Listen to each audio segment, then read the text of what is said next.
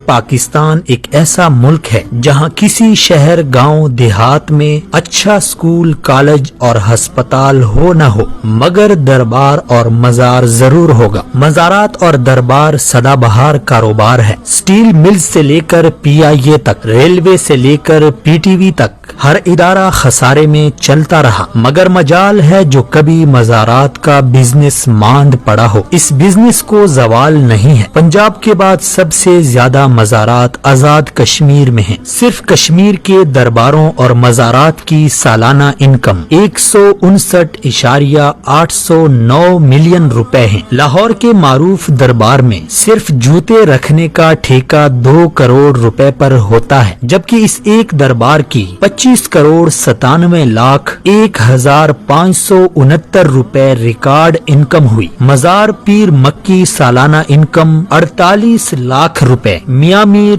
10 لاکھ روپے، مادو لال 6 لاکھ روپے، بی بی پاک دامن 31 لاکھ روپے، دربار شاہ رکن 24 لاکھ روپے۔ ان درباروں اور مزارات میں سے جو محکمہ اوقاف کے تحت ہیں وہاں کرپشن کے قصے زبان زد عام و خاص ہیں۔ ہزاروں دربار اور مزارات وہ ہیں جو محکمہ اوقاف کے تحت نہیں ہیں، ان کی انکم بھی مجاور اور مافیاز کھاتے ہیں۔ حالیہ دنوں صاحبزادگان گولڑا شریف کی شادی خانہ آبادی کے خوب چرچے ہیں۔ پیرزادوں کی شادی کی تقریبات سے ہی اندازہ لگائیں کہ مریدوں کے چندوں پر کس قدر شاہ خرچیاں ہو رہی ہیں۔ غریب مریدوں کے چندے سے منعقد مہنگے ہوٹل کی تقریب میں سیاستدان، صحافی، بیوروکریٹ تو تھے، شاید ہی کسی غریب مرید کو یہاں مدعو کیا گیا ہو۔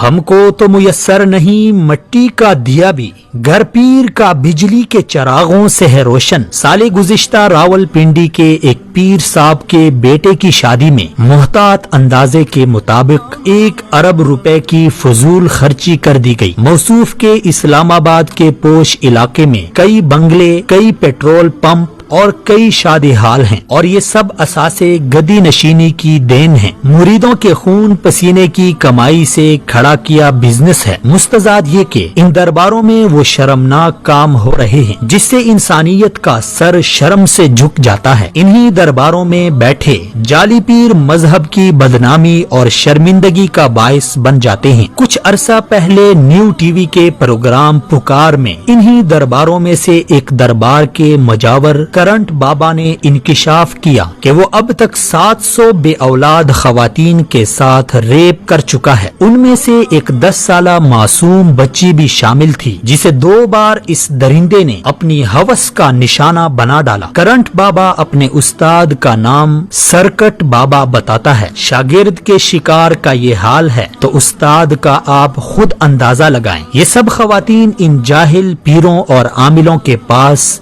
بے اولادی کا علاج کرانے جاتی تھی۔ یہ شخص انہیں جنسی درندگی کا نشانہ بناتا تھا اور پھر ڈرا دھمکا کر خاموش کراتا تھا کہ اگر کسی کو بتا دیا تو میرا موکل تمہیں جلا کر بھسم کرے گا، اور یہ خوف کے مارے چپ ہو جاتی تھی۔ اس طرح کے واقعات درباروں اور مزاروں میں تواتر کے ساتھ پیش آ رہے ہیں۔ یہ کوئی معمولی نوعیت کے جرائم نہیں ہیں۔ حکومت کو فوری طور پر مزاروں اور درباروں میں بیٹھے جعلی عاملوں اور پیروں کے خلاف کارروائی کرنی چاہیے تاکہ مزید عزتیں پامال ہونے سے بچ جائیں۔ ان درباروں میں فروکش پیروں کا بھی احتساب ہونا چاہیے کہ وہ غریبوں سے پیسے بٹور کر کیسے اپنی عیاشیوں میں اڑاتے ہیں۔